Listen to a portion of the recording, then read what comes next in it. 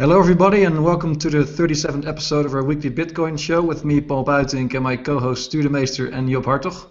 Our special guest this week is Moe Levin, Director of European Business Development at BitPay and organizer of awesome Bitcoin conferences. For example, this weekend I met Moe in Chicago. Before we talk to Moe, Tuur will first give his take on the price of Bitcoin. As always, you, viewer of this video, can ask questions live using the Q&A tool. Hi Tuur, how was your move from Belgium to the US? Hey, it's been good. It's been good. It was quite a thing. I took about 3 weeks to get it done from beginning to end, but it was close. My visum was in the mail for up until I think 1 day before I left, literally. So and that was my passport. So yeah, but it all went well in the end, and I'm here in the East Coast. Awesome. In Philadelphia, right? Yeah, Philadelphia. Cool. So what's up with the price? I saw the price was tumbling a bit today. Yeah, and like for once it seems like one of my random tweets actually hit the spot. Like last week I tweeted like it looks like we'd use one more slam event to scare the last weak hands and let the next big rally begin. So maybe that's what we've seen now, or what we are seeing now. Bitcoin down 3.5% for the day. Actually, all the other altcoins pretty much down as well for the last 24 hours. Weekly, we're also down 5% for Bitcoin, and the last 30 days we're still up 1.5%.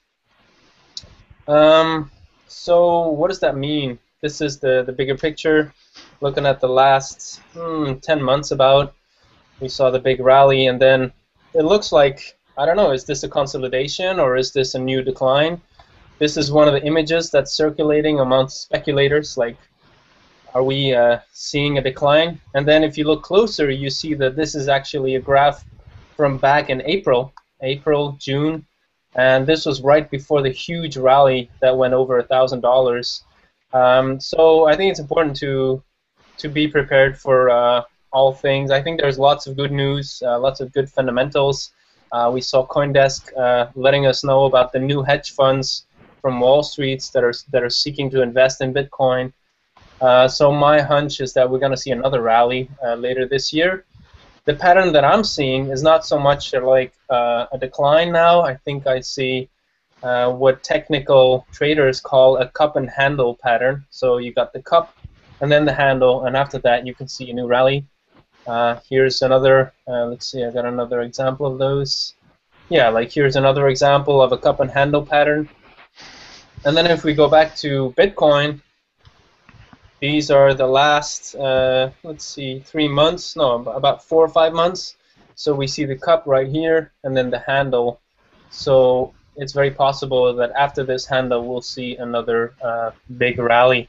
That's kind of my look at it for today. I think short term we might see a regression back to 550, a retest of that level. That's really important to watch. If that's broken to the downside, then we really have to revise our whole strategy here. Then we can see a decline for longer. We can retest 450, but we're nowhere close to that. I think for now we want to watch the 550 levels, even the 600. I mean, we're not even really below 600 yet. Let's see what happens. I'm still very optimistic short term. I think a big rally in August is not out of the question at all. Have you changed the weights in your Bitcoin and altcoin portfolio recently, Tuur? The weights, yeah, I've invested a little bit more in Litecoin. I just think it's people keep being very negative about that. I'm also going to invest a little bit more in Next. Darkcoin, I've lightened up a little bit on Darkcoin. But like relative to my Bitcoin positions, these are tiny positions. They're more trades, more small trades that I'm putting up.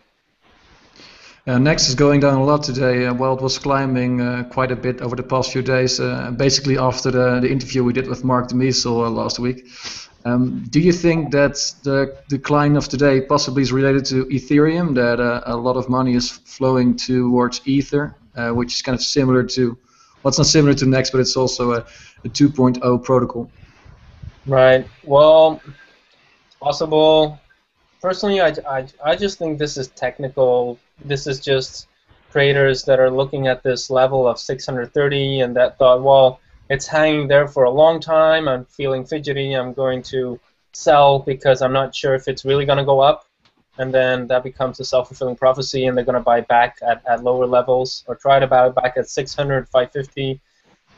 I think it's tech. I mean, I think it's just traders more than any major thing happening right now. Right. Because I don't know if the Ethereum people have sold any of the coins that they've received so far. I don't think so, but I'm not sure. Job, Mo, any questions for Ture? Well, I mean, I'm always a little hesitant to take this cup and handle technical analyses with something so mercurial and arbitrary as the Bitcoin price. I mean, if you look at a technical analysis of Apple or Microsoft, you have a much better indication of what's going on with companies structurally and the fundamentals and the corporate structure and what's happening there. Whereas Bitcoin is this wild west of who knows what's going to happen. So I wonder how closely the technical analysis maps onto Bitcoin as it does with other things. I think a technical analysis of something like Aurora coin would be just an insane analysis to do. Sure, how well does it map onto a Bitcoin, the technical analysis that you can see with the cup in hand? Well, technically, I mean, it is not a science, of course, but we are looking at patterns that reflect the behavior of large groups of people. A lot of the altcoins are like these micro-cap stocks. There are junior stocks. It's pretty difficult to use technical analysis there, although I think it is possible. Bitcoin is more liquid. It's more like a medium-cap stock. I don't see a big problem. I mean, of course, you can't overestimate the power of technical analysis. I mean, you just have to take into account the fundamentals as well. But it's served me well over the past few years. It's served me well, and personally, I think it's a very open marketplace. There's a lot of different exchanges, so there's a lot of ways in which the price is able to take shape naturally in the marketplace. So that would actually make a stronger case for technical analysis, because it just means reflection of group psychology, and I really think I mean, we see a lot of pessimism, and then there's a lot of optimism. I mean, and then we see that reflected in the price. So yeah, I do think technical analysis has value, but I think the long-term investments should never be made on a technical basis. This is just for short-term, to arm yourself psychologically versus what may be coming. I think there might be different tiers of technical analysis. What I like to look at is the MACD analysis. Just that's more of a broader how the currency is shifting and the sentiment is shifting. I think personally doesn't.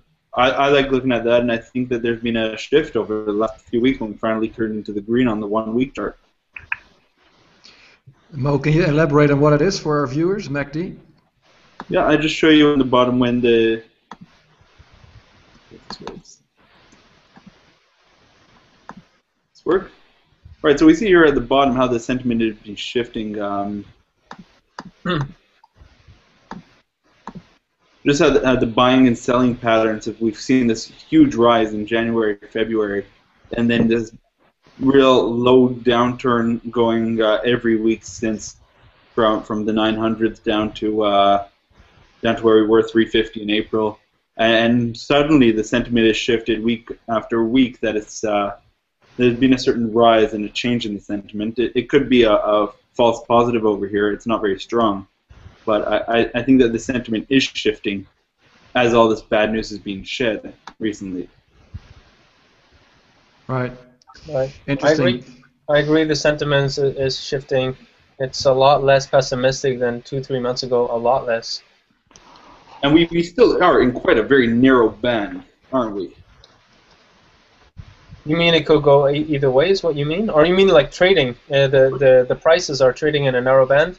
Yeah, the prices are trading in a very narrow band. We're seeing, yeah. I mean, the comments on IRC today would be like, finally some action, because day after day it's been, plus minus 0.5%.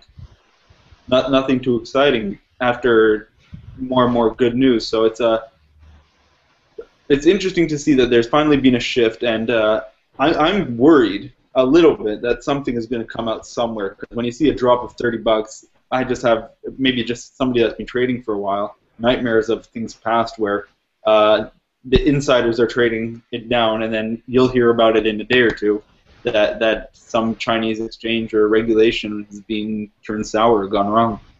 But Mo, you're an insider, right? You should know. Well, to counter that, my feeling is that people are very careful, but my feeling is that we're building a platform for a big, big rally. That's kind of my feeling.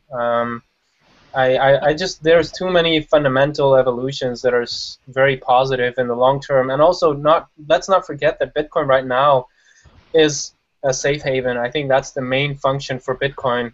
There are other functions, but the main reason is safe haven. So if we shift our attention to the financial system and look what's going on there, I think that's another big case for why Bitcoin could have a huge rally, even if nothing new happens and no major companies are being started, just because it's safe, it's encrypted, it's global, it's in the cloud. So yeah, I mean, like, look at these a large bank in Portugal that's about to go bankrupt.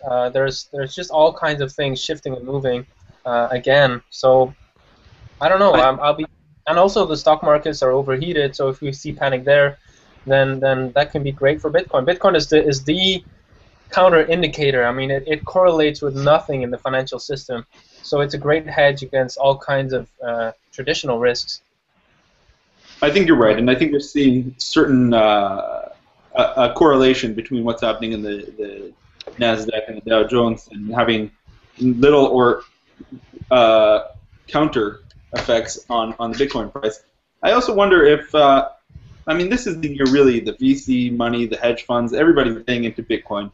And I wonder about the large companies liquidating a few thousand coin to capitalize themselves and be able to just as growth capital. I mean, I don't know where they're selling on, but if they're liquidating some money to have some more growth capital, we could be seeing an impact on the price still.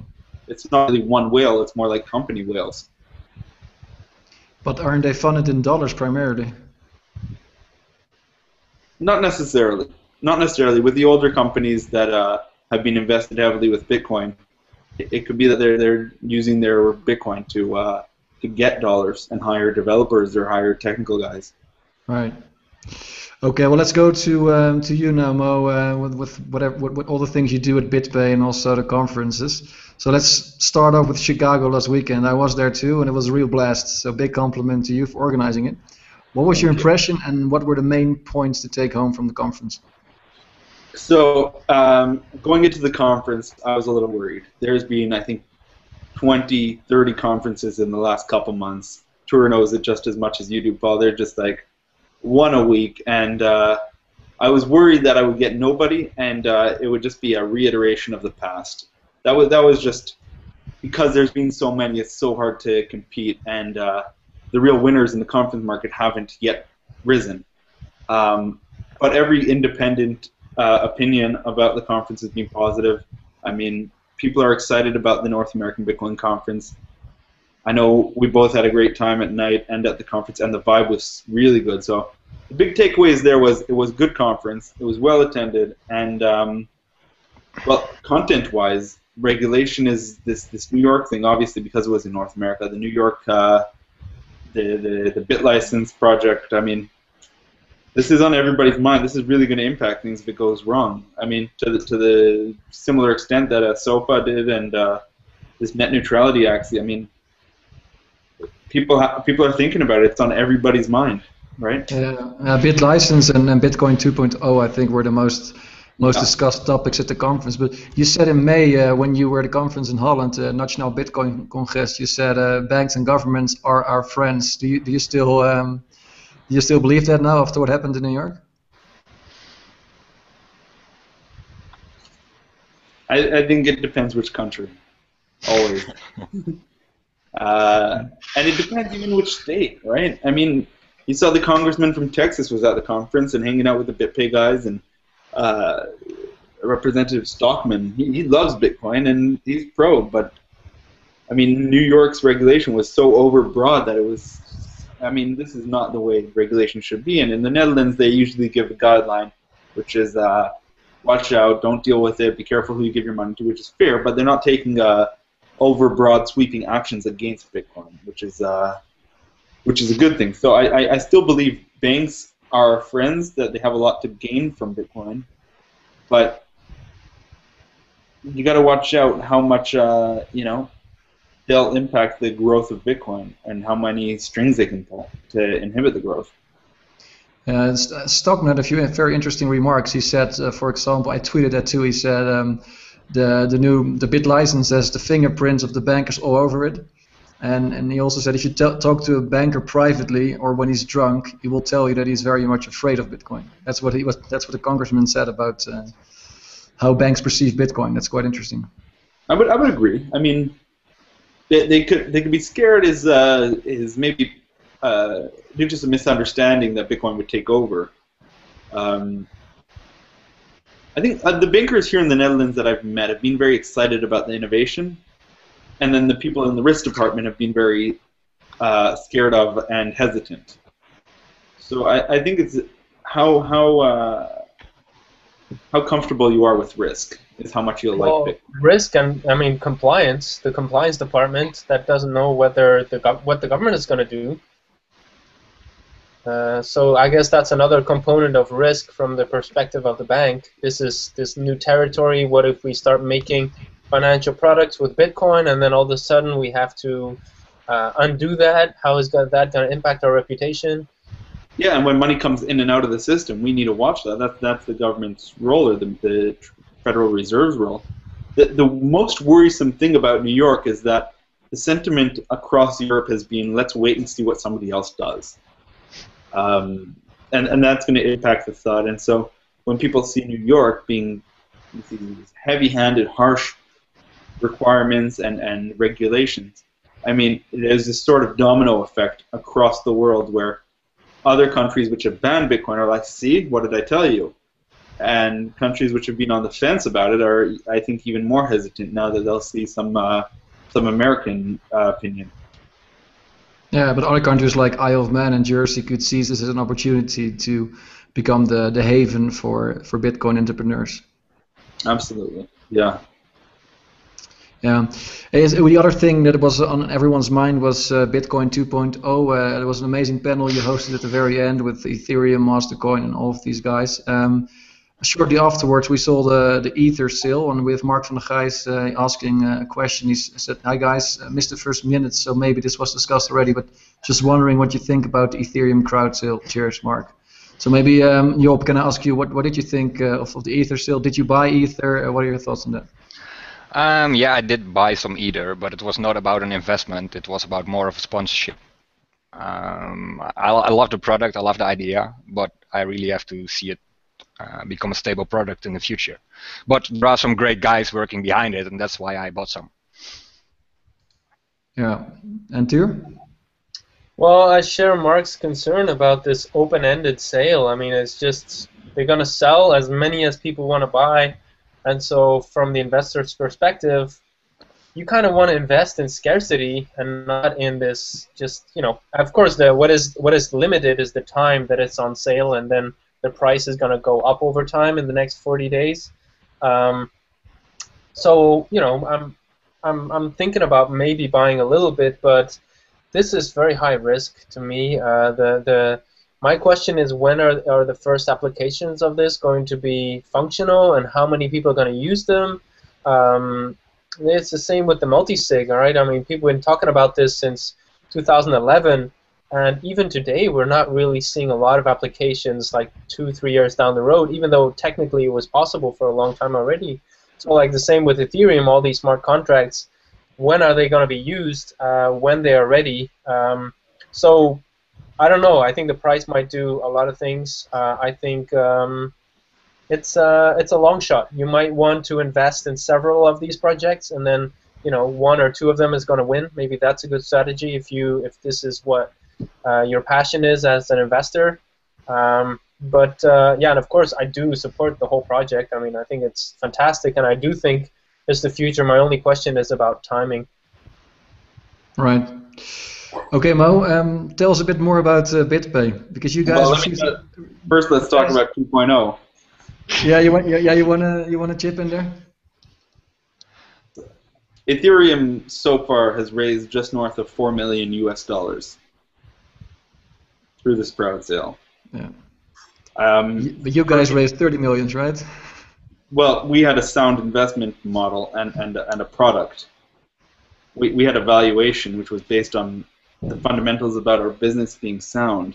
I mean, 4 million on Ethereum is something that can be forked so easily. I mean, sure, could you build a business model where 4 million is and 4 million plus? I mean, we're going up and up every second. That somehow this is a normal valuation for something that doesn't exist, that's likely doesn't have a lot of use cases in the next couple of years, and that's you know, that there's been problems plaguing it from day one.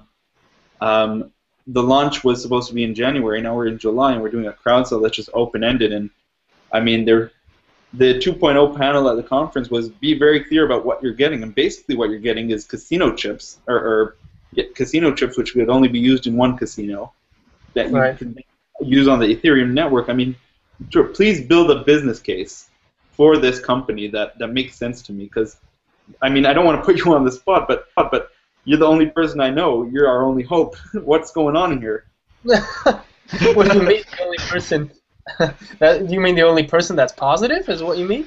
The only, yeah. I mean, I get it. Support developers and work on the code, but I mean, nice HTML5 graphics do not make a $4 million valuation. Oh yeah, I mean, like, I agree with what you're saying. Yeah, I mean, like, we had the Ethereum team on the show, and I asked them about specific, you know, what are the specific timeline, you know, can you tell me about when products will be finished, which ones will be finished, and I don't know, maybe I didn't hear, but I didn't really get a lot of answers.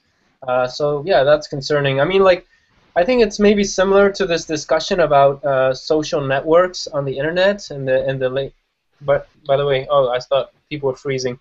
In the late 90s, everybody knew it was coming. Social networks were gonna be big, but which one is gonna win? It's a really hard discussion, and it might take more years than we think. But I still really like the idea of smart contracts. I think it's gonna happen. I just don't know if it's Ethereum. How much does it cost to make the software to build smart contracts? I have no idea. I can't imagine it would cost $4 million, which is the equivalent of 40 of the top software developers for a year working day and night on this. Yeah, I think you underestimate it a little bit, Mo, because if they truly want to be this default blockchain where you can build your contracts on and it functions well, and there's a lot of additional research taking place in the proper mining algorithm and everything, then you're talking about hefty sums in order to realize that. I mean, I see Ethereum as something amazing, but I don't see it as an investment. So I will probably chip in a few coins, but I will wait a few more days to see how the Ether still goes. And I want to be part of it, but I just don't see it as an investment. So what is this? What are you buying? It's not like a Kickstarter where you're going to get the new fan at the end of the Kickstarter.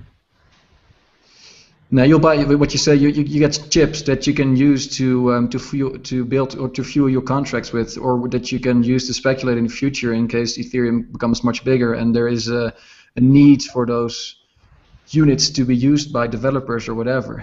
But it's really difficult to see how it will be like. So to me, it's just a wild card. Where's the transparency in what's happening here? Who's involved with it? How is the pre-mine taking place? What are they doing with the 4 million? What are they doing with any of this?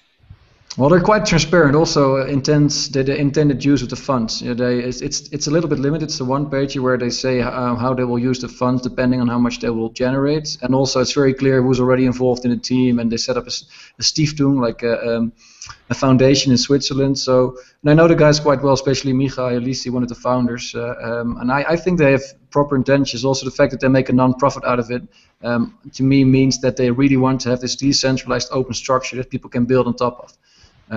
So in that sense, I want to support it, but I just don't see it as an investment. But Mo, we have 5 minutes left, and we still need to talk about BitPay. So I need to, I need to ask you a few things about BitPay. So tell us more about BitPay. What's just for the people that don't know about BitPay, what do you guys do? BitPay is like a MasterCard for Bitcoin. We help people accept Bitcoin.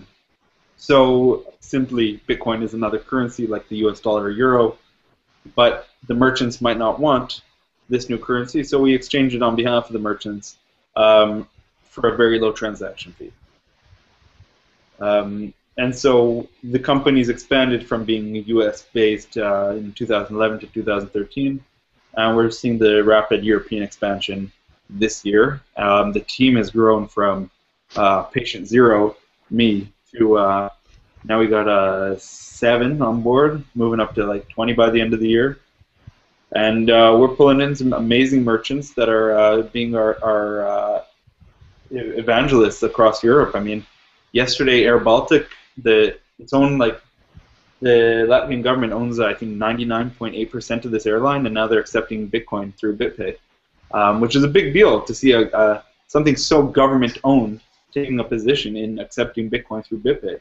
So they are your friends after all. Yeah. Yeah, let's not the Latvian government is our friends. Yeah, no, the government is. I mean, that's strange. I mean, the things that's strange about Eastern Europe is that every single time I check the Google Trends for people searching for Bitcoin, it's really high in Estonia, in the Eastern Bloc, in the Baltics. I mean, in the Balkans. Sure, you're nodding your head. You also see this trend, eh? Yeah, I agree. I think there's an openness there to people have also a wretched history with inflation there, and also with having to move from, flee and having to move across borders and to work with this technology that's global. I mean, why wouldn't you be interested in that? And also, I think there's a young population that's very tech-oriented, that's always excited about new things there. Yeah, I agree. So we're seeing that. We're seeing, worldwide, we're seeing about 500 to 1,000 new merchants a week, and anywhere from 100 to 200 being European, which is a growth since last year, and we're seeing more and more. So the trend is good and positive, and it's exciting to be part of this, where sooner or later you can go anywhere and spend your Bitcoins. Yeah, you see a lot of new merchants being added almost every week with Dell, of course, and now also this airline, and it's amazing, of course, and I love it, and I look forward to spending more Bitcoins with as many merchants as possible. Price is not really responding to it, but what worries me a bit is that if I look at the transactions, if I look at blockchain.info and then just the sheer number of transactions, then we're flatlining for many months now. So even though we get more merchants, we just don't have more transactions. Could you comment on that? This year the tools have become a little better. So Zappo's come out. They'll have a debit card, and they're easy to use wallet. Blockchain.info came out with a new wallet. Looks great. They got great service. Circle may or may not come out, but it looks good. I mean, this didn't happen last year, and this is just happening now, where you and your mom could use Bitcoin just as easily as we can use PayPal. The flatlining is more of a reflection in my mind of the inability to use Bitcoin easily, rather than the fundamentals of Bitcoin being bad. Yeah, and let's not forget, Bitcoin price has been going down for the past 5 months. Who wants to spend it when the price tomorrow could be? I mean, like, you want to spend it when it's going up. That's what you usually. It's not the other way around. You want to hoard it when it goes up. You want to spend it when it goes down, right? Nah, that's not. I mean, last thing I heard from Tony Galipi about this is that he says people spend more when the price is high because they feel like they won. Yeah, you see that in precious metal sales. I talked to Wouter Funk from BitGuild, and he's saying that there's a lot of purchasing when the price is rising, and then maybe a little bit of a lull as the price goes down. But I think we're just seeing now better tools to spend and use Bitcoin. Yeah, and what are your plans for Holland? Any cool things you can share with us? There's a lot of cool things happening in Holland. Like, for example? Well, things take time, but more and more places that you and I would go to will be accepting Bitcoin. It'll just be, do you want to pay with your debit card or do you want to pay with Bitcoin over and over, all over? The environment here in the Netherlands is just perfect. Everybody's excited about Bitcoin. The penetration is huge, and buying and selling Bitcoin is just super easy. So once we get good wallets, the wallet companies become easy to use, the exchanges become easy to use, and the merchants start accepting Bitcoin, we've got the perfect storm to start an economy. Yeah, what So about Paul, regulation? tell me, what places do you go to with Mo? Oh, well, that's That was a naughty smile. I saw it. no, we're still online, I see, so we can discuss it afterwards. But anyway, just from a regulatory point of view, BitPay doesn't need any license at the moment, right? Or, for example, New York, I can imagine that you guys need to have a license there too in order to accept customers or to work with merchants in that area. Well, so we're not based in New York, but in Europe, it's always been our modus operandi to be fully compliant with everything, even before the compliance and regulation comes out about how to deal with it. We do everything by the books, and when any regulation comes out, unless it's over strict and severe, we'll be the poster child for compliance and KYC, know your customer regulations. KYC, kill your customer, right? Because I had Bitstamp asking me all sorts of questions when I wanted to do withdrawal this week, and basically I'm going to bring my business elsewhere. So to me, KYC means kill your customer. That's a good idea.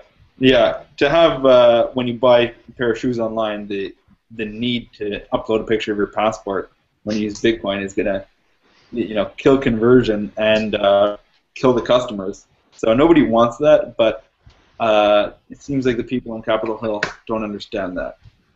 Right. Yeah, but then those online shops are just going to move to some island or, who cares where the online shop is? Which would be a shame. It would just be that regulation has just made everybody go onto the black market and somebody else fill in the niche. Yeah. Exactly. Well, Mo, we need to wrap up. Maybe a Job, English name Job. Job or Tuur, maybe you have final questions for Mo?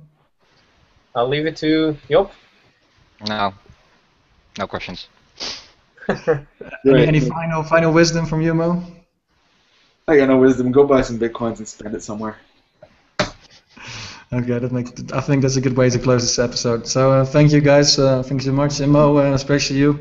Hopefully we do it again, or maybe end of the year to give us an update. Listen, I've been looking forward to this forever. I've been on the Bitcoin 8 on Facebook for ages and all that. I see it every time. I'm so jealous of you guys. Finally, I'm on it. I'm very honored. Thank you for having me. Okay, so we made your day. We're really happy with that. Yes. Great having you, Mo. Yeah. Bye. That's nice. Bye.